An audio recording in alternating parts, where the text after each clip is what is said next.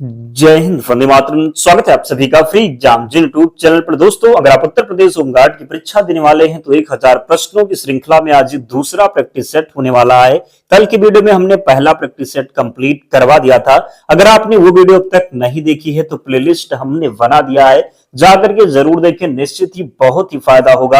अगर आप इन 1000 प्रश्नों को पूरे ध्यान से देख लेते हैं, विश्वास रखिएगा निश्चित यहां से आपके एग्जाम में प्रश्न बनेगा और आप जरूर सही करेंगे। तो चलिए आज के सेशन को प्रारंभ करते हैं। उससे पहले अगर आप चैनल पर नए हैं तो चैनल को सब्सक्राइब करके बेल आइकन को जरूर प्रेस कर लें और आपको अंत में कमेंट करके बताना है कि कितने प्रश्न आपसे सही हुए। तो आप अपनी कॉपी में 1 से लेकर के और 100 तक लिख लीजिए। जो प्रश्न आपसे सही हो रहे हैं उनके आगे सही का टिक करिए और जो गलत हो रहे हैं उनके आगे गलत का टिक करिए। फिर सभी को जोड़ करके अंत में बताइए कि कितने प्रश्न आपसे सही हुए। तो चलिए पहला शानदार प्रश्न देखते हैं। पूछा गया है कि भारतीय संविधान का अनुच्छेद 32 किससे संबंधित है? समानता के अधिकार से, संवैधानिक उपचारों के अधिकार से, स्वतंत्रता के अधिकार से या फिर शोषण के विरुद्ध अधिकार से। तो याद रखेंगे, क्या याद रखेंगे कि भारतीय संविधान का अनुच्छेद 32 जो संबंधित है ये संवैधानिक उपचारों के अधिकार से संबंधित है। संवैधानिक उपचारों के अधिकार को डॉक्टर भीमराव अंबेडकर जी ने क्या कहा है?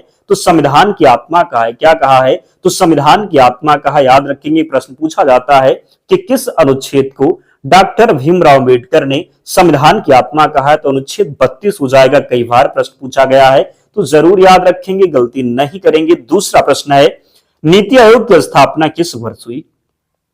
नीति आयोग की स्थापना किस वर्ष हुई?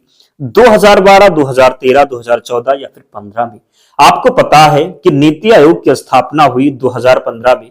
नीति आयोग किसके स्थान पर आया? तो योजना आयोग के स्थान पर। किसके स्थान पर? तो नीति आयोग आया योजना आयोग के स्थान पर। योजना आयोग की स्थापना अगर पूछा जाए कब हुआ तो योजना आयोग की स्थापना हुई 1950 में। तो जरूर याद रखेंगे, नीति आयोग की स्थापना हुई 2015 में। किसके स्थान पर? तो योजना आयोग के स्थान पर, याद रखना है। तीसरा प्रश्न है, भारत का नियंत्रक एवं महालेखा परीक्षक जिसको आप कहते हैं सीएजी किसके प्रति उत्तरदायी होता है? राष्ट्रपति, प्रधानमंत्री, संसद या फिर सर्वोच्च न्यायालय? तो भारत का नियंत्रक एवं महालेखा परीक्षक किसके प्रति उत्तरदायी होता है बताना है आपको। राइट आंसर हो जाएगा संसद के प्रति। किसके प्रति? तो संसद के प्रति जो भारत का नियंत्रक एवं महालेखा परीक्षक है ये संसद के प्रति उत्तरदायी होता है। जरूर याद रखेंगे, गलती नहीं करेंगे। सीएजी की बात करेंगे तो सीएजी अपनी रिपोर्ट संसद के समक्ष प्रस्तुत करता है, याद रखेंगे। चौथा प्रश्न है, मौलिक कर्तव्य संविधान में किस संशोधन द्वारा जोड़े गए? 44वां संविधान संशोधन, 52वां संविधान संशोधन, 42वां संविधान संशोधन या फिर 61वां संविधान संशोधन? तो मौलिक कर्तव्य संविधान में किस संशोधन द्वारा जोड़े गए? एक बात याद रखिएगा, अगर आप उत्तर प्रदेश पुलिस या फिर यूपीएसआई, यूपीपी हो गया, यूपीएसआई हो गया, अगर आप इसकी भी तैयारी कर रहे हैं, विश्वास रखिएगा ये क्लास आपके लिए महत्वपूर्ण होगी दोनों एग्जाम के लिए। निश्चित यहां से प्रश्न बने, क्योंकि संविधान से प्रश्न पूछा जाएगा तो इससे बाहर नहीं जाने वाला है। तो पूरे ध्यान से सभी प्रश्नों को देखना है। जब बनेगा प्रश्न आपके एग्जाम में फिर आप सही करेंगे। तो मौलिक कर्तव्य संविधान में किस संशोधन द्वारा जोड़े गए? मौलिक कर्तव्य संविधान में किस संशोधन द्वारा जोड़े गए? आपको पता है कि 42वां संविधान संशोधन हुआ था। कब हुआ था? तो 1976 में हुआ था। कब हुआ था? तो 1976 में हुआ था, जिसके द्वारा संविधान में मौलिक कर्तव्यों को जोड़ा गया था। क्या जोड़ा गया था? तो संविधान में मौलिक कर्तव्यों को जोड़ा गया था, याद रखेंगे। अगला प्रश्न है, भारत में पहली जनगणना किस वर्ष हुई? 1872, 1881, 1891 या फिर 1901 में? तो भारत में पहली जनगणना किस वर्ष हुई? आपको बताना है कि भारत में पहली जनगणना किस वर्ष हुई। आपको पता है 1872 में। कब? तो भारत में पहली जनगणना हुई 1872 में। 1872 में पहली जनगणना हुई, जबकि पहली समकालिक जनगणना की बात करेंगे, समकालिक कहें या फिर नियमित कहें, तो पहले नियमित जनगणना हुई 1881 में। लेकिन भारत में अगर पूछा जाए पहली जनगणना कब हुई तो 1872। अगर नियमित लगा दे या फिर समकालिक लगा दे तो सही उत्तर लगाएंगे 1881। गलती नहीं करेंगे, जरूर याद रखेंगे। अगला है, संसद के संयुक्त सत्र की अध्यक्षता कौन करता है? राष्ट्रपति, उपराष्ट्रपति, लोकसभा अध्यक्ष या फिर राज्यसभा सभापति? तो संसद के संयुक्त सत्र की अध्यक्षता कौन करता है? संसद के संयुक्त सत्र की अध्यक्षता कौन करता है? आपको पता है कि संसद के संयुक्त सत्र की जो अध्यक्षता है ये लोकसभा अध्यक्ष करता है। कौन करता है? तो राइट आंसर हो जाएगा लोकसभा अध्यक्ष। 7वां प्रश्न है, राष्ट्रीय मानवाधिकार आयोग की स्थापना कब हुई? राष्ट्रीय मानवाधिकार आयोग की स्थापना हुई 1993 में। कब? तो राष्ट्रीय मानवाधिकार आयोग की स्थापना हुई 1993 में। मानवाधिकार संरक्षण अधिनियम 1993 के तहत एनएचआरसी की स्थापना हुई, आपको पता है। तो राष्ट्रीय मानवाधिकार आयोग की स्थापना हुई 1993 में। बहुत से ऐसे बच्चे हैं जो बीच में क्लास को छोड़ करके चले जाएंगे, जब उनको प्रश्न नहीं समझ में आएगा, उनको क्या चाहिए, बस सरल सरल प्रश्न इजी हो और वो आप क्या करें, वो सही करते जाएं, फिर वो तभी रुकेंगे, वो अंत तक नहीं रुकने वाले। लेकिन याद रखिएगा, अगर आप अंत तक रुकते हैं, 100 प्रश्नों को देखते हैं, विश्वास रखिएगा आप उन बच्चों से बहुत आगे होंगे जो बीच में क्लास को छोड़ करके चले जाते हैं। मेहनत तो आपको करना ही होगा। जो भागते हैं वो अपने भविष्य को लेकर के बिल्कुल भी चिंतित नहीं है, उनको कोई टेंशन नहीं है कि होगा एग्जाम तो हो जाएगा, लेकिन आपको मेहनत करनी, आपको वर्दी लेना है, तो अंत तक जुड़ना होगा। भारतीय रिजर्व बैंक का राष्ट्रीयकरण कब हुआ? भारतीय रिजर्व बैंक का राष्ट्रीयकरण कब हुआ? 1935, 1947, 1948 या फिर 1949 में? तो भारतीय रिजर्व बैंक का राष्ट्रीयकरण हुआ 1949 में। कब? तो 1949 में भारतीय रिजर्व बैंक का राष्ट्रीयकरण हुआ। पूछा जाए कि भारतीय रिजर्व बैंक की स्थापना कब हुई, तो स्थापना हुआ था भारतीय रिजर्व बैंक का कब? तो 1935 में, जबकि राष्ट्रीयकरण हुआ 1949। जरूर याद रखेंगे। अगला है, शून्य भूख लक्ष्य किस सतत विकास लक्ष्य एसडीजी से संबंधित है? SDG 1, SDG 2। तो इसका सही उत्तर होने वाला है, क्या होने वाला है बताएंगे आपकी, शून्य भूख लक्ष्य किस सतत विकास लक्ष्य से संबंधित है? तो राइट आंसर हो जाएगा इसका एसडीजी 2 हो जाएगा। क्या? तो एसडीजी 2। एसडीजी 2 का उद्देश्य है भूख समाप्त करना और पोषण सुधारना। क्या उद्देश्य है? तो एसडीजी 2 का उद्देश्य भूख समाप्त करना और पोषण सुधारना। 10 नंबर प्रश्न है, भारतीय संविधान की प्रस्तावना में समाजवादी शब्द कब जोड़ा गया? भारतीय संविधान की प्रस्तावना में समाजवादी शब्द कब जोड़ा गया? 1950, 1962, 1976 या फिर 1985 में? तो भारतीय संविधान की प्रस्तावना में समाजवादी शब्द जोड़ा गया 1976 में। कब? आपको पता है कि 42वां संविधान संशोधन हुआ। कौन सा? तो 42वां संविधान संशोधन हुआ 1976 में, जिसके द्वारा प्रस्तावना में केवल एक बार संशोधन किया गया। पूछा जाता है कि प्रस्तावना में अब तक कितनी बार संशोधन हो चुका है, तो आपको याद रखना है केवल एक बार प्रस्तावना में संशोधन हुआ है। किसके द्वारा? तो 42वां संविधान संशोधन हुआ था 1976 में। कब? तो 42वां संविधान संशोधन 1976 में, जिसके द्वारा 3 शब्द जोड़े गए, समाजवादी, पंथ निरपेक्ष और अखंडता। तो 3 शब्द जोड़े गए, याद रखेंगे। अगला है, आप में से बहुत से ऐसे साथी हैं जिन्होंने अब तक वीडियो को लाइक नहीं किया। निवेदन है आप सभी से, वीडियो जरूर लाइक करें, क्योंकि हम आपके लिए इतनी मेहनत कर रहे हैं, तो आपका भी कर्तव्य बनता है कि आप लोग भी सपोर्ट करें, ताकि हमारा भी मोटिवेशन बना रहे, हम आपके लिए निरंतर मेहनत कर सकें। तो जिसने भी अब तक लाइक नहीं किया, लाइक जरूर करना है और चैनल को सब्सक्राइब करना है। इसकी पीडीएफ कहाँ मिलेगी? तो पीडीएफ मिलेगी टेलीग्राम चैनल पर, लिंक डिस्क्रिप्शन बॉक्स में है, या फिर आप टेलीग्राम पर जाएंगे, सर्च करेंगे फ्री एग्जाम जोन, आपको चैनल मिल जाएगा, ज्वाइन हो जाना। वहां पर आपको सारी पीडीएफ मिल जाएगी, तो वहां पर ज्वाइन हो जाना। आपके एग्जाम से पहले वहां हम शॉर्ट नोट्स भी प्रोवाइड करवाएंगे, जो आपके एग्जाम में काफी हेल्प करेंगे। तो प्रश्न है कि वित्त आयोग का गठन कितने वर्षों में किया जाता है? 3 वर्ष, 4 वर्ष, 5 वर्ष या फिर 6 वर्ष? क्या बताना है कि वित्त आयोग का गठन कितने वर्षों में किया जाता है? तो वित्त आयोग का गठन किया जाता है कितने वर्षों में? तो 5 वर्ष हो जाएगा। क्या? तो 5 वर्ष राइट आंसर होगा। मेक इन इंडिया अभियान कब शुरू हुआ? तो मेक इन इंडिया अभियान शुरू हुआ कब? 2014 में। मेक इन इंडिया अभियान कब शुरू हुआ? तो 2014 राइट आंसर होगा। राज्यसभा को अस्थायी सदन क्यों कहा जाता है? इसके सदस्य आजीवन होते हैं या कभी भंग नहीं होती, राष्ट्रपति इसे भंग नहीं कर सकता, इसमें नामांकित सदस्य होते हैं। बताना है आपको कि राज्यसभा को अस्थायी सदन क्यों कहा जाता है। राज्यसभा को अस्थायी सदन क्यों कहा जाता है? राज्यसभा कभी भंग नहीं होती, केवल सदस्य बदलते हैं। क्या होता है? तो राज्यसभा कभी भंग नहीं होती, केवल सदस्य बदलते हैं, इसीलिए इसे क्या कहते हैं? तो अस्थायी सदन कहते हैं, या कभी भंग नहीं होती, इसीलिए राज्यसभा को अस्थायी सदन कहते हैं, जबकि लोकसभा को अस्थायी सदन कहते हैं। याद रखेंगे, लोकसभा का कार्यकाल जो होता है ये 5 वर्ष का होता है, राज्यसभा का कार्यकाल 6 वर्ष का होता है। राज्यसभा को उच्च सदन कहा जाता है, जबकि लोकसभा को निम्न सदन कहा जाता है। याद रखेंगे, गलती नहीं करेंगे। अगला है, संविधान की 8वीं अनुसूची में कुल कितनी भाषाएं हैं? तो जब संविधान लागू हुआ था तब कितनी भाषाएं थी? तो केवल 14 भाषाएं शामिल थी 8वीं अनुसूची में, लेकिन वर्तमान में 22 भाषाएं हैं। कितनी भाषाएं हैं वर्तमान में? तो तो संविधान की 8वीं अनुसूची में वर्तमान में 22 भाषाएं हैं, जरूर याद रखेंगे। पंचायती राज को संवैधानिक दर्जा किस संविधान संशोधन से मिला? 72वां, 73वां, 74वां या फिर 75वां? तो पंचायती राज को संवैधानिक दर्जा किस संशोधन से मिला? पंचायती राज को संवैधानिक दर्जा किस संशोधन से मिला? राइट आंसर हो जाएगा 73वां संविधान संशोधन। कौन सा होगा? तो 73वां संविधान संशोधन कब हुआ था? 1992 में। जिससे किससे संबंधित है? 73वां संविधान संशोधन 1992 पंचायती राज से संबंधित है, याद रखेंगे। अगला है, भारत का पहला गवर्नर जनरल कौन था? Cornwallis, Dalhousie, William Bentinck, Warren Hastings. तो भारत का पहला गवर्नर जनरल कौन था? भारत का पहला गवर्नर जनरल था विलियम बेंटिक। कौन? तो 1834 में विलियम बेंटिक पहले गवर्नर जनरल बने। सही उत्तर हो जाएगा विलियम बेंटिक। भारत का पहला गवर्नर जनरल विलियम बेंटिक था। अगला है, योजना आयोग का अध्यक्ष कौन होता है? योजना आयोग का अध्यक्ष राष्ट्रपति, प्रधानमंत्री, वित्त मंत्री या फिर उपाध्यक्ष? आपको पता है कि योजना आयोग का जो अध्यक्ष होता है प्रधानमंत्री। कौन? तो वर्तमान प्रधानमंत्री। वर्तमान में दूसरे ही प्रश्न में हमने आपको बताया कि योजना आयोग को हटा करके अब क्या कर दिया गया है? तो योजना आयोग को हटा करके अब नीति आयोग कर दिया गया है, आपको पता होना चाहिए। लोकपाल की अवधारणा किस देश से ली गई है? ब्रिटेन, फ्रांस, स्वीडन या फिर अमेरिका? तो लोकपाल की अवधारणा किस देश से ली गई है बताना है आपको। क्या बताना है कि लोकपाल की अवधारणा किस देश से ली गई है? तो लोकपाल की जो अवधारणा है स्वीडन से ली गई। किससे? तो लोकपाल की अवधारणा स्वीडन से ली गई है, जरूर याद रखेंगे। जीएसटी भारत में कब लागू हुआ?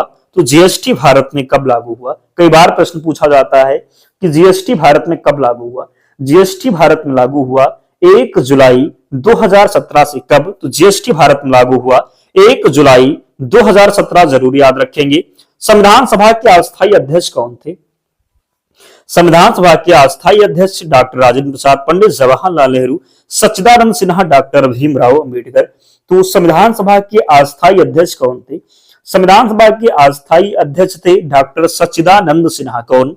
तो संविधान सभा के अस्थायी अध्यक्ष थे डॉक्टर सच्चिदानंद सिन्हा। अगर आपसे पूछा जाए कि अस्थायी अध्यक्ष कौन थे, तो अस्थायी थे डॉक्टर राजेंद्र प्रसाद, जबकि अस्थायी डॉक्टर सच्चिदानंद सिन्हा। मौलिक अधिकारों का निलंबन किस अनुच्छेद में है? अनुच्छेद 352, 356, 358 या फिर 62 में? तो मौलिक अधिकारों का निलंबन किस अनुच्छेद में है? मौलिक अधिकारों का जो निलंबन है ये किस अनुच्छेद में है? राइट आंसर हो जाएगा अनुच्छेद 359। क्या? तो 359 सही उत्तर हो जाएगा। अगला है, भारत का राष्ट्रीय आय अनुमान कौन करता है? आरबीआई, नीति आयोग, एनएसओ या फिर वित्त मंत्रालय? तो भारत का राष्ट्रीय आय अनुमान कौन करता है? भारत का राष्ट्रीय आय अनुमान करता है एनएसओ। क्या? तो एनएसओ क्या करेगा? तो एनएसओ, जिसको आप क्या कहते हैं, एनएसओ करेगा। कौन? तो भारत का राष्ट्रीय आय अनुमान कौन करता है? तो एनएसओ हो जाएगा, जिसको आप कहते हैं राष्ट्रीय सांख्यिकी कार्यालय। क्या कहते हैं? तो राष्ट्रीय सांख्यिकी कार्यालय के द्वारा जो है राष्ट्रीय आय का अनुमान किया जाता है। सार्क की स्थापना कब हुई? सार्क की स्थापना तो पता है आपको, आसान प्रश्न है। सार्क की जो स्थापना हुई ये 1885 में। कब? तो 1985 में। कब? सॉरी, तो सार्क की स्थापना कब हुई? सार्क की स्थापना 1985 में। एक प्रश्न है आपके लिए, कमेंट करके बताना है कि सार्क का मुख्यालय कहाँ है। आसान है, कई बार आपने पढ़ा है। बताना है कि सार्क की स्थापना तो हुई 1985 में, लेकिन इसका जो है मुख्यालय आपको बताना है। क्या बताना है? तो मुख्यालय बताना है, जरूर कमेंट करेंगे। अगला है, भारतीय संविधान में कुल कितनी अनुसूचियां? 10, 11, 12 या फिर 13? तो भारतीय संविधान में कुल 12 अनुसूचियां। कितनी हैं? 12 अनुसूचियां हैं। मूल संविधान में केवल 8 अनुसूचियां थी, वर्तमान में 12 हैं। याद रखना है, गलती नहीं करेंगे। उपराष्ट्रपति का निर्वाचन कौन करता है? उपराष्ट्रपति का निर्वाचन कौन करता है? आपसे पूछा गया है कि उपराष्ट्रपति का निर्वाचन कौन करता है। क्या पूछा गया है कि उपराष्ट्रपति का निर्वाचन कौन करता है? तो उपराष्ट्रपति का निर्वाचन करता है संसद के दोनों सदन। क्या हो जाएगा? तो संसद के दोनों सदन। भारतीय संविधान में आपातकालीन की व्यवस्था किस देश से ली गई है? अमेरिका, आयरलैंड, जर्मनी या फिर कनाडा? तो भारतीय संविधान में आपातकाल की अवधारणा किस देश से ली गई है? भारतीय संविधान में आपातकाल की अवधारणा ली गई है जर्मनी से। किससे? तो जर्मनी राइट आंसर हो जाएगा। क्या होगा? तो भारतीय संविधान में आपातकाल की अवधारणा, बात करेंगे आपातकाल की व्यवस्था या फिर अवधारणा किस देश से? तो जर्मनी हो जाएगा। क्या होगा? तो राइट आंसर हो जाएगा जर्मनी, जरूर याद रखेंगे। अगला है, योजना आयोग को किस वर्ष समाप्त किया गया? पता है आपको कि 2015 में योजना आयोग को हटा करके नीति आयोग कर दिया गया। तो कब समाप्त किया गया? 2015 में। कब? तो 2015 जरूर याद रखेंगे। अगला है, गरीबी हटाओ का नारा किस पंचवर्षीय योजना से जुड़ा है? कई बार यह प्रश्न पूछा गया है। कितनी बार? तो कई बार। गरीबी हटाओ का नारा किस पंचवर्षीय योजना से जुड़ा है? तीसरी, चौथी, पांचवी या फिर छठी? तो गरीबी हटाओ का जो नारा है ये जुड़ा है पांचवी पंचवर्षीय योजना से। किससे? तो पांचवी।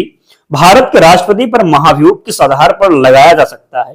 कदाचार, अक्षमता, संविधान का उल्लंघन या फिर भ्रष्टाचार? तो क्या हो जाएगा? भारत के राष्ट्रपति पर महाभियोग किस आधार पर लगाया जाता है? राइट आंसर इसका हो जाएगा संविधान का उल्लंघन। क्या? तो राष्ट्रपति पर केवल संविधान उल्लंघन के आधार पर ही महाभियोग लगाया जा सकता है। सही उत्तर हो जाएगा संविधान का उल्लंघन। संविधान का संरक्षक किसे कहा जाता है? राष्ट्रपति, प्रधानमंत्री, संसद या फिर सर्वोच्च न्यायालय? तो संविधान का संरक्षक कहा जाता है सर्वोच्च न्यायालय को। अगला है, न्यायिक पुनरावलोकन की अवधारणा किस देश से ली गई? ब्रिटेन, अमेरिका, फ्रांस या फिर रूस? तो न्यायिक पुनरावलोकन की अवधारणा जो है ये किस देश से ली गई है? राइट आंसर हो जाएगा अमेरिका से। किससे? तो सही उत्तर होगा अमेरिका से। संविधान की प्रस्तावना में कितने आदर्शों का उल्लेख है? 3, 4, 5 या फिर 6? तो संविधान की प्रस्तावना में कितने आदर्शों का उल्लेख है? संविधान की प्रस्तावना में कितने आदर्शों का उल्लेख है? सही उत्तर इसका होने वाला है कितने? तो याद रखेंगे कितना हो जाएगा? तो 4 आदर्श। कितने? तो संविधान की प्रस्तावना में कितने आदर्शों का उल्लेख है? तो 4 आदर्शों का। कितने? तो 4 आदर्शों का उल्लेख है। क्या क्या हो जाएगा? तो न्याय, स्वतंत्रता, समानता और बंधुत्व। कितने आदर्श हैं? तो प्रस्तावना में न्याय, स्वतंत्रता, समानता और बंधुत्व 4 आदर्श हैं, याद रखेंगे। अगला है,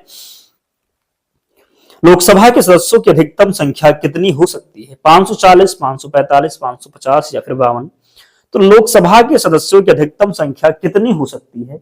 लोकसभा के सदस्यों की अधिकतम संख्या की बात करेंगे तो ये 550, पहले 552 था, लेकिन एंग्लो इंडियन की सीट को हटा दिया गया, 2 सीट हट गई, तो कितने हैं? तो 550। मौलिक अधिकार संविधान के किस भाग में है? तो मौलिक अधिकार संविधान के भाग 3 में। किस में है? तो 3 में, जिसे संविधान का मैग्ना कार्टा कहते हैं। क्या कहते हैं? तो भाग 3 को संविधान का मैग्ना कार्टा कहते हैं। जरूर याद रखेंगे मौलिक अधिकार संविधान के किस भाग में है? तो मौलिक अधिकार जो है ये भाग 3 में। मौलिक अधिकार किस देश से लिया गया है? तो अमेरिका से लिया। कल की क्लास में हमने बताया था कि आज से अधिकार और आज से अमेरिका। तो किस प्रकार याद रखेंगे मौलिक अधिकार कहां से लिया गया है? तो मौलिक अधिकार लिया गया है अमेरिका से, भाग 3 में है। और अनुच्छेद की बात पूछा जाए तो अनुच्छेद की बात करेंगे तो 12 से 35 में। किसमें? तो अनुच्छेद 12 से 35 भाग 3 हो जाएगा। संविधान में धर्मनिरपेक्ष शब्द किस संशोधन से जोड़ा गया? हमने आपको बताया था कि 42वां संविधान संशोधन हुआ था। कब? तो 42वां संविधान संशोधन हुआ था 1976 में, जिसके द्वारा प्रस्तावना में केवल एक बार संशोधन किया गया। 3 शब्द जोड़े गए, धर्मनिरपेक्ष और अखंडता और समाजवाद। पंथ निरपेक्ष कहें या फिर धर्मनिरपेक्ष? पंथ निरपेक्ष, अखंडता और समाजवाद। सही उत्तर हो जाएगा 42वां संविधान संशोधन। क्या हो जाएगा? तो राइट आंसर हो जाएगा 42वां संविधान संशोधन। अगला है, वित्त आयोग के अध्यक्ष की नियुक्ति कौन करता है? वित्त आयोग के अध्यक्ष की नियुक्ति संसद, प्रधानमंत्री, राष्ट्रपति या फिर उपराष्ट्रपति? तो वित्त आयोग के अध्यक्ष की नियुक्ति कौन करता है? वित्त आयोग के अध्यक्ष की नियुक्ति की जाती है राष्ट्रपति के द्वारा। किसके द्वारा? तो राष्ट्रपति के द्वारा।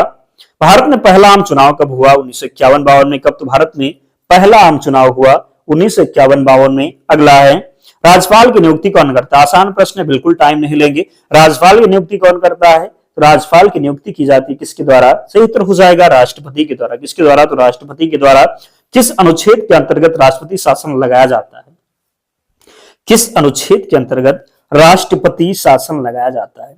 आपको पता होना चाहिए कि राष्ट्रपति शासन कब लगाया जाता है, कौन सा अनुच्छेद होता है? तो अनुच्छेद हो जाएगा 300। कौन सा? तो अनुच्छेद होगा 356। राष्ट्रपति शासन अनुच्छेद 356 में, राष्ट्रीय आपातकाल 352 में और वित्तीय आपातकाल 360। तो 352 में राष्ट्रीय आपातकाल, 356 में राष्ट्रपति शासन और 360 में वित्तीय आपातकाल। इनमें से एक प्रश्न पूछा ही जाएगा, तो जरूर याद रखेंगे 352 राष्ट्रीय आपातकाल। एक बार हमारे साथ बोलिए, 352 में राष्ट्रीय आपातकाल, 356 में राष्ट्रपति शासन, 360 में वित्तीय आपातकाल। तो प्रश्न जब पूछा जाएगा तो फिर गलती नहीं करना होगा। आप में से अभी भी बहुत से दोस्त वीडियो लाइक नहीं किए हैं। हम इतनी मेहनत अगर कर रहे हैं तो आपका भी कर्तव्य बनता है कि सपोर्ट जरूर करें, तो अगर आपने अब तक लाइक नहीं किया तो लाइक जरूर करें, चैनल को निश्चित ही सब्सक्राइब करना, विश्वास रखिए बहुत ही फायदा होगा। डेली 8 PM आप हमारे साथ जुड़िए, जब तक आपका एग्जाम नहीं हो जाता है डेली जुड़िए, विश्वास रखिएगा निश्चित ही आप वर्दी पहनने वाले हैं। सार्वभौमिक वयस्क मताधिकार का अर्थ है सभी शिक्षित लोग वोट दें, सभी करदाता वोट दें, 21 वर्ष से ऊपर वोट दें, 18 वर्ष से ऊपर सभी नागरिक वोट दें। तो सार्वभौमिक वयस्क मताधिकार का जो अर्थ है क्या है, तो 18 वर्ष से ऊपर सभी नागरिक वोट दें। क्या, तो 18 वर्ष से ऊपर सभी नागरिक वोट दें। याद रखेंगे 61वां संविधान संशोधन हुआ जिससे जो मतदान की आयु है ये घटा करके 18 वर्ष कर देगी। 61वां संविधान संशोधन के द्वारा मतदान की आयु 21 वर्ष से घटा करके कितना कर दिया गया, तो 18 वर्ष। भारतीय संविधान की सबसे लंबी अनुसूची 7वीं, 8वीं, 9वीं या फिर 10वीं, तो भारतीय संविधान की सबसे लंबी अनुसूची की बात करेंगे, राइट आंसर हो जाएगा 7वीं अनुसूची। क्या होगा, तो 7वीं अनुसूची राइट आंसर होगा। 7वीं अनुसूची में संघ, राज्य और समवर्ती सूची है। क्या है, तो संघ, राज्य और समवर्ती सूचियां किसमें है, तो 7वीं अनुसूची में। दल बदल विरोधी कानून किस अनुसूची में है, दा से दल और दा से दस किसमें है, तो 10वीं में है। दा से दल और दा से 10वीं, तो दल बदल विरोधी कानून किस अनुसूची में है, तो दल बदल विरोधी कानून जो है ये 10वीं अनुसूची में है। किसमें है, तो 10वीं अनुसूची में। 52वां संविधान संशोधन हुआ, कौन सा संविधान संशोधन, तो 52 नंबर का संविधान संशोधन हुआ जिसके द्वारा संविधान में 10वीं अनुसूची जोड़ी गई। ये मत कहिएगा कि आप केवल आज संविधान से प्रश्न आए, कुछ प्रश्न है संविधान से हट करके, लेकिन ऐसे हम आपको एक प्रैक्टिस में संविधान के प्रश्न जो पूछे जाते हैं पॉलिटी कंप्लीट कराएंगे, फिर हिस्ट्री, पॉलिटी, ऐसे जितने भी सिलेबस हैं आपके संपूर्ण कवर करने वाले हैं। तो आप अंत तक जुड़िए, पूरे ध्यान से क्लास को देखिए, निश्चित ही फायदा होगा। भारत का पहला उपराष्ट्रपति कौन था, डॉक्टर राजेंद्र प्रसाद, डॉक्टर सर्वपल्ली राधाकृष्णन, जाकिर हुसैन, वीवी गिरी। तो भारत के पहले उपराष्ट्रपति कौन थे, बताना है आपको। भारत के पहले उपराष्ट्रपति थे डॉक्टर सर्वपल्ली राधाकृष्णन, जरूर याद रखेंगे। संविधान सभा की पहली बैठक कब हुई, तो 9 दिसंबर 1946 को संविधान सभा की पहली बैठक हुई जिसके अस्थायी अध्यक्ष थे डॉक्टर सच्चिदानंद सिन्हा। संविधान सभा की पहली बैठक हुई 9 दिसंबर 1946 को जिसके अस्थायी अध्यक्ष थे डॉक्टर सच्चिदानंद सिन्हा। अगला है, नीति आयोग का अध्यक्ष कौन होता है, आसान है, प्रधानमंत्री, टाइम लेगी नहीं। ये योजना आयोग के स्थान पर बना है, कब बना है, तो 2015 में। कब, तो योजना आयोग के स्थान पर नीति आयोग बनाया गया है 2015 में। कब, तो 2015, जरूर याद रखेंगे। अगला है, भारत में संघीय व्यवस्था का वर्णन किस अनुसूची में है, भारत में संघीय व्यवस्था का वर्णन किस अनुसूची में है, तो भारत में बात करेंगे कि संघीय व्यवस्था का वर्णन किस अनुसूची में है, तो 7वीं अनुसूची में है। किसमें, तो 7वीं हो जाएगा। क्या होगा, तो राइट आंसर 7वीं हो जाएगा। कैबिनेट मिशन भारत कब आया, कैबिनेट मिशन भारत कब आया, तो कैबिनेट मिशन भारत आया 1946 में। कैबिनेट मिशन भारत आया 1946 में। भारत में योजना व्यवस्था किस वर्ष शुरू हुई, भारत में योजना व्यवस्था बात करेंगे तो ये 1951 में। पहली पंचवर्षीय जो योजना चली थी 1951 से 56 तक। कब, तो 1951 से 56 तक। तो भारत में योजना व्यवस्था किस वर्ष शुरू हुई, तो 1951 में। कब, तो राइट आंसर हो जाएगा 1951 में। अगला है, मौलिक कर्तव्यों की संख्या वर्तमान में कितनी है, मौलिक कर्तव्यों की संख्या वर्तमान में कितनी है, तो सही उत्तर हो जाएगा 11। कितनी, तो 11। 86वां संविधान संशोधन हुआ, कौन सा, तो 86वां संविधान संशोधन से एक मौलिक कर्तव्य जोड़ा गया। कमेंट करके बताना है कौन सा कर्तव्य जो है 11वां था जिसे 86वां संविधान संशोधन के द्वारा जोड़ा गया। कमेंट कीजिए और बताइए। भारत का पहला मुख्य चुनाव आयुक्त कौन था, तो भारत के पहले मुख्य चुनाव आयुक्त थे सुकुमार सेन। भारत का पहला मुख्य चुनाव आयुक्त कौन था, सही उत्तर हो जाएगा सुकुमार सेन। क्या होगा, तो राइट आंसर होगा सुकुमार सेन। अगला है, भारतीय संविधान का मसौदा किस समिति ने तैयार किया, भारतीय संविधान का मसौदा की बात करेंगे तो भारतीय संविधान का मसौदा बात करेंगे तो प्रारूप समिति के अध्यक्ष डॉक्टर भीमराव अंबेडकर के द्वारा। किसके द्वारा, तो प्रारूप समिति के अध्यक्ष डॉक्टर भीमराव अंबेडकर थे। प्रारूप समिति के अध्यक्ष कौन थे, तो डॉक्टर भीमराव अंबेडकर। भारतीय संविधान का मसौदा किस समिति ने तैयार किया, तो प्रारूप समिति। क्या हो जाएगा, तो प्रारूप समिति। प्रारूप समिति के अध्यक्ष थे डॉक्टर भीमराव अंबेडकर। अगला है, भारत में राष्ट्रीय आपातकाल अब तक कितनी बार लगाया गया है, 1 बार, 2 बार, 3 बार या फिर 4 बार। भारत में राष्ट्रीय आपातकाल अब तक कितनी बार लगाया गया है, तो 3 बार लगाया गया है। कितनी बार, तो 3 बार लगाया। पूछा जाए कब कब लगाया गया है, तो 1962। कब, तो 1962 के बाद में कब लगा था, तो 1971, 1971 फिर 1975। तीनों याद रखेंगे। क्या करेंगे? तीनों याद रखेंगे, गलती नहीं करेंगे। भारतीय संविधान का कौन सा भाग राज्य के नीति निर्देशक तत्वों से संबंधित? भाग 3 हमने बताया, मौलिक अधिकार। भाग 4 नीति निर्देशक तत्व क्या हो जाएगा? तो भाग 4 हो जाएगा नीति निर्देशक तत्व। कौन सा अनुच्छेद है? तो 36 से 51 क्या हो जाएगा? तो अनुच्छेद 36 से 51 हो जाएगा। अगला है, केंद्र और राज्यों के बीच विधायी शक्तियों का विभाजन किस अनुसूची में है? छठी, सातवीं, आठवीं या फिर नौवीं? तो केंद्र और राज्यों के बीच विधायी शक्तियों का जो विभाजन है ये किस अनुसूची में है? तो आपको पता है 7वीं अनुसूची में। संघ सूची, समवर्ती सूची और एक राज्य सूची दिया गया है। सही उत्तर हो जाएगा 7वीं अनुसूची। श्वेत क्रांति का संबंध किससे है? तो श्वेत क्रांति का संबंध किससे है? श्वेत क्रांति का जो संबंध है ये दुग्ध उत्पादन से है। किससे है? तो राइट आंसर हो जाएगा दुग्ध उत्पादन से। किससे है? तो दुग्ध उत्पादन। सही उत्तर हो जाएगा दूध उत्पादन कह सकते हैं। श्वेत क्रांति का संबंध दूध उत्पादन से है। इसके शुरू करने वाले कौन थे? डॉक्टर वर्गीज कुरियन। अगला है, भारत में हरित क्रांति की शुरुआत किस दशक में हुई? तो भारत में हरित क्रांति की शुरुआत हुई 1960 के दशक से। कब? तो भारत में हरित क्रांति की शुरुआत किस दशक में हुई? तो 1960 का दशक। राइट आंसर हो जाएगा क्या होगा? तो 1960 का दशक। अगला है, मेक इन इंडिया अभियान का लोगो किससे संबंधित है? मेक इन इंडिया अभियान का जो लोगो है ये संबंधित है किससे? तो याद रखेंगे, सही उत्तर हो जाएगा शेर से। किससे? तो शेर सही उत्तर होगा। भारतीय संसद में अविश्वास प्रस्ताव किस सदन में प्रस्तुत किया जाता है? राज्यसभा, लोकसभा, दोनों सदन, राष्ट्रपति? भारतीय संसद में अविश्वास प्रस्ताव किस सदन में प्रस्तुत किया जाता है? तो भारतीय संसद में अविश्वास प्रस्ताव प्रस्तुत किया जाता है किस सदन में? तो लोकसभा हो जाएगा क्या? तो लोकसभा। भारतीय संसद में अविश्वास प्रस्ताव किस सदन में प्रस्तुत किया जाता है? तो लोकसभा हो जाएगा राइट आंसर। संविधान के किस अनुच्छेद के अंतर्गत राष्ट्रपति अध्यादेश जारी करता है? संविधान के किस अनुच्छेद के अंतर्गत राष्ट्रपति अध्यादेश जारी करता है? किस अनुच्छेद के अंतर्गत? तो अनुच्छेद 123 राष्ट्रपति को अध्यादेश जारी करने की शक्ति देता है। अनुच्छेद 123 राष्ट्रपति को अध्यादेश जारी करने की शक्ति देता है। अनुच्छेद 72 की बात करेंगे तो राष्ट्रपति की क्षमादान की शक्ति है। अनुच्छेद 356 में राष्ट्रपति शासन है। अगला है, भारत की पहली महिला राज्यपाल कौन थी? सरोजिनी नायडू। कहां की बनी थी? तो कहां की बनी थी? उत्तर प्रदेश की। कहां की? तो उत्तर प्रदेश की। योजना आयोग का गठन किस वर्ष हुआ? तो योजना आयोग का गठन हुआ 1950 में। कब? तो 1950 में। भारतीय संविधान में समान नागरिक संहिता किस भाग में है? भारतीय संविधान में समान नागरिक संहिता किस भाग में है? राइट आंसर हो जाएगा नीति निर्देशक तत्व में। किसमें? तो नीति निर्देशक तत्व यानी भाग 4। और बात करेंगे किस अनुच्छेद हो जाएगा? कौन सा अनुच्छेद? तो समान नागरिक संहिता जो हो जाएगा ये 44 में हो जाएगा। किसमें? तो 44। भारत में लोकसभा का कार्यकाल कितना होता है? तो भारत में लोकसभा का कार्यकाल 5 वर्ष होता है, जबकि भारत में लोकसभा का कार्यकाल 5 वर्ष, जबकि राज्यसभा का कार्यकाल 6 वर्ष होता है। लोकसभा को निम्न सदन और राज्यसभा को क्या कहते हैं? तो उच्च सदन कहते हैं। भारत छोड़ो आंदोलन किस वर्ष शुरू हुआ? भारत छोड़ो आंदोलन शुरू हुआ 1942 में। भारत छोड़ो आंदोलन किस वर्ष शुरू हुआ? तो भारत छोड़ो आंदोलन शुरू हुआ 1942 में। अगला है, संविधान सभा की अंतिम बैठक कब हुई? संविधान सभा की अंतिम बैठक कब हुई? तो 24 जनवरी 1950 में। संविधान सभा की अंतिम बैठक कब हुई? तो 24 जनवरी 1950 में। भारत का पहला पंचवर्षीय योजना किस क्षेत्र पर केंद्रित थी? भारत की पहली पंचवर्षीय योजना किस क्षेत्र पर केंद्रित थी? तो भारत की पहली पंचवर्षीय योजना की बात करेंगे, ये कृषि पर। किस पर? तो कृषि पर केंद्रित थी। कब तक चली थी? तो 1951 से 56 तक। नीति आयोग का उपाध्यक्ष कौन नियुक्त करता है? राष्ट्रपति, प्रधानमंत्री, संसद या फिर मंत्रिमंडल? तो नीति आयोग का उपाध्यक्ष कौन नियुक्त करता है? सही उत्तर हो जाएगा प्रधानमंत्री। कौन? तो प्रधानमंत्री।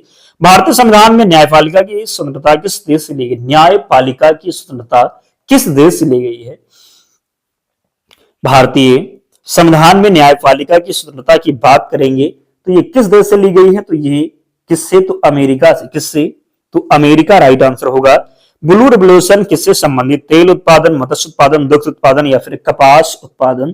तो ब्लू रेवोल्यूशन की बात करेंगे, ये संबंधित है।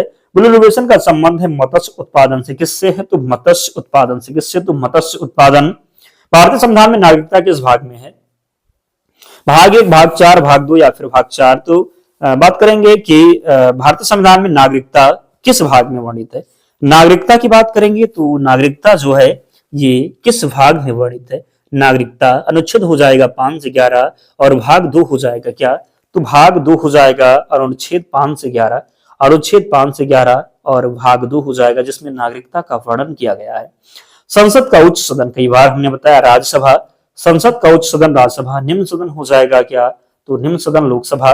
भारत में केंद्रीय सतर्कता आयोग का गठन कब हुआ, 1964 में हुआ। भारत में केंद्रीय सतर्कता आयोग का गठन कब हुआ, तो भारत में केंद्रीय सतर्कता आयोग का गठन हुआ 1900 कब, तो 1964 में। अगला है, भारतीय संविधान की आत्मा किसे कहा जाता है, भारतीय संविधान की आत्मा किसे कहा जाता है, प्रस्तावना, मौलिक अधिकार, अनुच्छेद 32 या फिर संसद को। पहले ही प्रश्न में हमने आपको बताया था, क्या बताया था कि अनुच्छेद 32 जिसमें है संवैधानिक उपचारों का अधिकार, जिसे डॉक्टर भीमराव अम्बेडकर ने संविधान की आत्मा कहा है, किसे, तो संविधान की आत्मा कहा है। वैसे एक ही ऑप्शन आपको देगा एग्जाम में, प्रस्तावना देगा या फिर अनुच्छेद 32 देगा। अगर अनुच्छेद बात करेंगे, अगर प्रस्तावना नहीं है तो अनुच्छेद 32 लगाएंगे, अगर प्रस्तावना है तो प्रस्तावना ही लगाना है। अगला है, पीली क्रांति किससे संबंधित है, पीली क्रांति दूध, तिलहन, मक्का या फिर कपास, तो पीली क्रांति किससे संबंधित है, पीली क्रांति जो संबंधित है ये तिलहन उत्पादन से संबंधित है, पीली क्रांति तिलहन उत्पादन से संबंधित है। भारत में सर्वोच्च न्यायालय की स्थापना, तो भारत में सर्वोच्च न्यायालय की स्थापना कब, तो 26 जनवरी 1950 को। भारत में सर्वोच्च न्यायालय की स्थापना 26 जनवरी 1950 को। भारतीय संविधान में संघ शब्द का प्रयोग किस अनुच्छेद में है, तो भारतीय संविधान में संघ शब्द का प्रयोग किस अनुच्छेद में है, तो अनुच्छेद 1 में है। किसमें, तो भारतीय संविधान के बात करेंगे, भारतीय संविधान में संघ शब्द का जो प्रयोग है किसमें है, तो अनुच्छेद 1 हो जाएगा जिसमें भारत को जो है राज्यों का संघ कहा गया है। क्या कहा गया है, तो भारत को राज्यों का संघ कहा गया है। राष्ट्रपति द्वारा अध्यादेश कितने समय तक प्रभावी रहता है, 3 माह, 6 माह, संसद सत्र समाप्ति तक या फिर संसद सत्र के 6 सप्ताह बाद, तो 6 सप्ताह बाद ये न्यूनतम हो जाएगा। अधिकतम बात करेंगे तो कितना हो जाएगा, 6 माह हो जाएगा। तो राष्ट्रपति द्वारा अध्यादेश कितने समय तक प्रभावी रहता है, संसद सत्र के 6 सप्ताह बाद तक। अगला है, संविधान में समवर्ती सूची की अवधारणा किस देश से ली गई है, संविधान में समवर्ती सूची की अवधारणा जो है ये ऑस्ट्रेलिया के संविधान से ली गई। किससे, तो ऑस्ट्रेलिया के संविधान से। भारतीय संविधान में कितने प्रकार के आपातकाल का प्रावधान है, बताया है हमने। भारतीय संविधान में कितने प्रकार के आपातकाल का प्रावधान है, सही उत्तर हो जाएगा 3 प्रकार के। कितने, तो 3 प्रकार के, राष्ट्रीय, राज्य और वित्तीय हो जाएगा। तो कितने प्रकार के, तो बात करेंगे भारतीय संविधान में कितने प्रकार के आपातकाल का प्रावधान है, कितने प्रकार के आपातकाल का प्रावधान है, तो सही उत्तर हो जाएगा कितने, तो 3 प्रकार। कितना, तो 3 प्रकार। अगला है, भारत में वित्तीय आपातकाल किस अनुच्छेद के अंतर्गत लगाया जाता है। ध्यान से अगर प्रश्न आपने देखा होगा, अभी कुछ देर पहले हमने आपको बताया है, क्या क्या बताया, 352 बताया है और 356 बताया है, 360 बताया। 352 में हमने आपको बताया था राष्ट्रीय आपातकाल, 356 में बताया था राष्ट्रपति शासन और 360 में बताया था वित्तीय आपातकाल। तो गलती नहीं करेंगे। अगला है, भारतीय संसद का निचला सदन लोकसभा हो जाएगा, कई बार बता चुके हैं, उच्च सदन राज्यसभा, निम्न सदन लोकसभा। अगला है, भारत के संविधान में संशोधन की प्रक्रिया किस अनुच्छेद में है, तो भारतीय संविधान में संशोधन की जो प्रक्रिया है ये है 368 में। किसमें, 368 में। किस देश से लिया गया है, तो दक्षिण अफ्रीका से। किससे, तो साउथ अफ्रीका हो जाएगा। संविधान की नवी अनुसूची का उद्देश्य क्या है, संविधान की नवी अनुसूची का उद्देश्य क्या है, भाषाओं की सुरक्षा, भूमि सुधार कानून की सुरक्षा, दल बदल रोकना, पंचायत सशक्तिकरण। तो संविधान की नवी अनुसूची का उद्देश्य क्या है, संविधान की नवी अनुसूची का उद्देश्य क्या है, तो याद रखेंगे जो सही उत्तर होगा ये भूमि सुधार कानून की सुरक्षा, भूमि सुधार कानून की सुरक्षा। अगला है, भारत में एकल नागरिकता की अवधारणा किस देश से ली गई है, भारत में एकल नागरिकता की अवधारणा ब्रिटेन से। किससे, तो ब्रिटेन से। राज्य के नीति निर्देशक तत्व किससे प्रेरित हैं, तो आयरिश संविधान से। कहां से ले गए हैं, तो नीति निर्देशक तत्व ले गए हैं आयरलैंड के संविधान से। भारत में न्यायिक सक्रियता का संबंध किससे, भारत में न्यायिक सक्रियता का संबंध किससे है, सही उत्तर इसका हो जाएगा न्यायपालिका से। किससे, तो न्यायपालिका द्वारा सक्रिय भूमिका निभाना न्यायिक सक्रियता कहलाता है। क्या, तो न्यायपालिका द्वारा सक्रिय भूमिका निभाना न्यायिक सक्रियता कहलाता है। याद रखेंगे क्या हो जाएगा, तो न्यायपालिका राइट आंसर होगा, जरूर याद रखेंगे। अगला है, भारतीय संविधान में संसदीय प्रणाली किस देश से ली गई, ब्रिटेन से। संसदीय प्रणाली कहां से ली गई है, भारतीय संविधान में संसदीय प्रणाली ली गई है ब्रिटेन से। कहां से, तो ब्रिटेन से। भारत में पहला वित्त आयोग किस वर्ष गठित हुआ, भारत में पहला वित्त आयोग का गठन कब हुआ, तो भारत में पहला वित्त आयोग का गठन हुआ 1951 में। कब, तो 1951 में। राष्ट्रपति के निर्वाचन में किस प्रणाली का प्रयोग होता है, राष्ट्रपति के निर्वाचन में किस प्रणाली का प्रयोग होता है, किसका होता है, तो एकल संक्रमणीय मत। क्या हो जाएगा, तो राष्ट्रपति का चुनाव एकल संक्रमणीय मत प्रणाली से होता है। किससे, तो एकल संक्रमणीय मत प्रणाली से होता है राष्ट्रपति का चुनाव। भारतीय संविधान की सबसे छोटी अनुसूची कौन सी, 8वीं, 9वीं, 10वीं या फिर 12वीं, तो भारतीय संविधान की सबसे छोटी अनुसूची की बात करेंगे, ये 10वीं हो जाएगी। कौन सी? तो 10वीं अनुसूची सही उत्तर होगा। अगला है राज्यसभा के सदस्यों का कार्यकाल 6 वर्ष। अब तक तो ये प्रश्न घट गया होगा। भारत का पहला उपराष्ट्रपति क्या हो जाएगा? ये रिवीजन समझ लीजिए चल रहा है, क्योंकि अब आपसे गलत बिल्कुल भी नहीं होना, कई बार बता चुके हैं। भारत का पहला राष्ट्रपति क्या पूछा गया? राष्ट्रपति। तो डॉक्टर राजेंद्र प्रसाद उपराष्ट्रपति कौन हो जाएंगे? कमेंट कीजिए। समान नागरिक संहिता किस अनुच्छेद में है? तो 44 में है। ग्राम पंचायतों का गठन अनुच्छेद 40 हो जाएगा। अनुच्छेद 40 क्या? तो ग्राम पंचायत का गठन। 32 संवैधानिक उपचारों का अधिकार 51 में क्या है? तो बताइए। अगला है भारतीय संविधान में ग्राम पंचायत का उल्लेख बताया अभी। क्या पूछा गया है? तो भारतीय संविधान में ग्राम पंचायत का उल्लेख किस संशोधन से आया है? ग्राम पंचायत का उल्लेख किस संशोधन से आया है पूछा गया है। कौन सा संविधान संशोधन हुआ जिसके द्वारा क्या जोड़ा गया? तो ग्राम पंचायत का उल्लेख। सही उत्तर हो जाएगा 73वां संविधान संशोधन। 73वां संविधान संशोधन जो है ये पंचायती राज से संबंधित है। किससे संबंधित है? तो पंचायती राज से। भारत में सर्वोच्च न्यायालय के न्यायाधीशों की नियुक्ति कौन करता है? प्रधानमंत्री, संसद, राष्ट्रपति या फिर मुख्य न्यायाधीश? तो भारत में सर्वोच्च न्यायालय के न्यायाधीशों की नियुक्ति कौन करता है? भारत में सर्वोच्च न्यायालय के न्यायाधीशों की नियुक्ति राष्ट्रपति के द्वारा। किसके द्वारा? तो राष्ट्रपति के द्वारा। संविधान की प्रस्तावना में कितने शब्द हैं? 42वें संविधान संशोधन से जोड़े गए, कई बार बताया है। 42वां संविधान संशोधन हुआ 1976 में, जिसके द्वारा प्रस्तावना में 3 शब्द जोड़े गए। कितने? तो 3 शब्द। कौन कौन से? तो पंथ निरपेक्ष, अखंडता और समाजवाद। क्या क्या? तो पंथ निरपेक्ष, अखंडता और समाजवाद, 3 शब्द किसमें जोड़े गए? तो प्रस्तावना में। अगला है भारत में नियंत्रक एवं महालेखा परीक्षक की नियुक्ति कौन करता है? तो भारत में नियंत्रक एवं महालेखा परीक्षक की नियुक्ति राष्ट्रपति के द्वारा। किसके द्वारा? तो राष्ट्रपति के द्वारा। हरित क्रांति का सर्वाधिक प्रभाव किस राज्य में पड़ा? तो हरित क्रांति का सर्वाधिक प्रभाव पड़ा किस राज्य में? तो पंजाब में। किसमें? तो पंजाब में। भारतीय संविधान में न्यायिक पुनरावलोकन का आधार क्या है? भारतीय संविधान में न्यायिक पुनरावलोकन का जो है आधार क्या है? तो किसमें है ये? तो अनुच्छेद 13 कानूनों की न्यायिक समीक्षा का आधार है। अनुच्छेद 13 कानूनों की न्यायिक समीक्षा का आधार है। तो भारतीय संविधान में न्यायिक पुनरावलोकन अनुच्छेद 13 जो 100 नंबर प्रश्न है, इसका आंसर आपको कमेंट बॉक्स में बताना है, ताकि हमें पता चले कि कौन कौन है जो अपने भविष्य को लेकर के सीरियस हैं, जो चाहते हैं उनको वर्दी मिले। तो वो अंत तक क्लास से जुड़े होंगे, फिर वो कमेंट करेंगे कि 100 नंबर प्रश्न का सही उत्तर वो कमेंट करके बताएंगे। फिर हमें पता चलेगा कि ये जो बच्चे हैं सीरियस हैं, ये अंत तक क्लास को देखते हैं। तभी तो पता चलेगा जब आप 100 नंबर का प्रश्न जो है इसका कमेंट बॉक्स में उत्तर देंगे, फिर पता चलेगा कि आप अंत तक जुड़े थे। तो 100 नंबर प्रश्न जो है इसका आंसर आप कमेंट बॉक्स में बताएंगे। इसकी पीडीएफ कहां मिलेगी? तो टेलीग्राम चैनल पर, लिंक डिस्क्रिप्शन बॉक्स में है, या फिर आप टेलीग्राम पर जाएंगे, सर्च करेंगे फ्री एग्जाम जोन, आपको चैनल मिल जाएगा, ज्वाइन हो जाना, वहां पर आपको सारी पीडीएफ मिल जाएगी। और अगर आपने अब तक वीडियो लाइक नहीं किया तो लाइक करके ही जाना है, चैनल को सब्सक्राइब करना है। तो मिलते हैं नेक्स्ट वीडियो में, तब तक पढ़ते रहिए, ध्यान रखिए अपना, स्वस्थ और सुरक्षित रहिए। जय हिंद।